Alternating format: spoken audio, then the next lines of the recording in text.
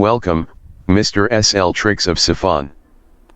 Hi guys, ඉතින් පිළිගන්නවා SL Tricks of Sifan YouTube එකට channel එකට. ඉතින් දැක්කනේ කලින් ඒ වගේ මේ machine එක ඔන්න වෙද්දි දෙන ශබ්ද වගේ අපිටත් ඒ වගේ ඕන නමක් දීලා හදා ගන්න පුළුවන් දැන් කලින් වන්නා වගේ. අද නම් අපි කතා කරන්න යන්නේ මේ නම වෙනස් කරන්නේ නමක් add කරගන්න කොහොමද කියලා අපේ machine එක ඔන්න වෙද්දි වැඩි කතා බහ නොකර වීඩියෝ එකට බහිමු. හරි, මුලින්ම මම මෙතන open කරගන්නවා මේ word text එක.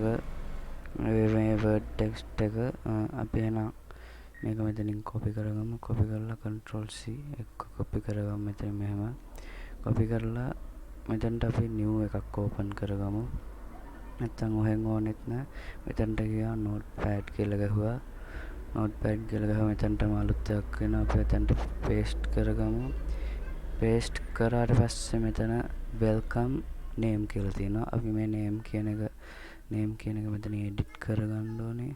edit කරන් ඔයාලට කැමති නම දෙන්න පුළුවන්. මම දෙනවා SLTR tricks of Sifan කියලා.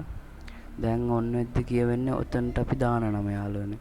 හරි, ඔතනට අපි දාන්න ඔයාගේ නම, හරි ඔයාට අවශ්‍ය නම, හරි ඔයා YouTube channel එකක් කරනවා YouTube channel එකේ නම දාන්න. එතකොට welcome කියලා දායි.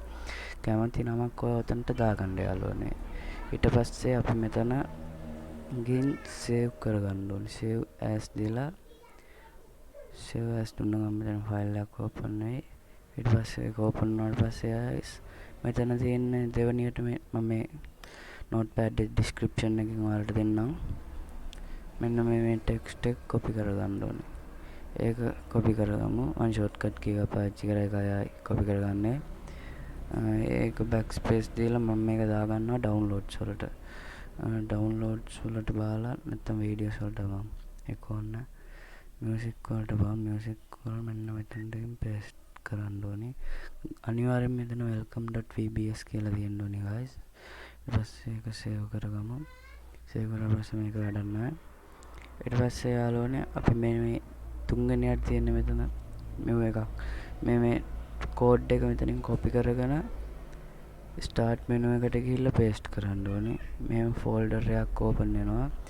guys මගේ දැනටමත් තියෙන හින්දා welcome කියන එක ඔයාලා මටයි දාන්න ඕනේ නෑ.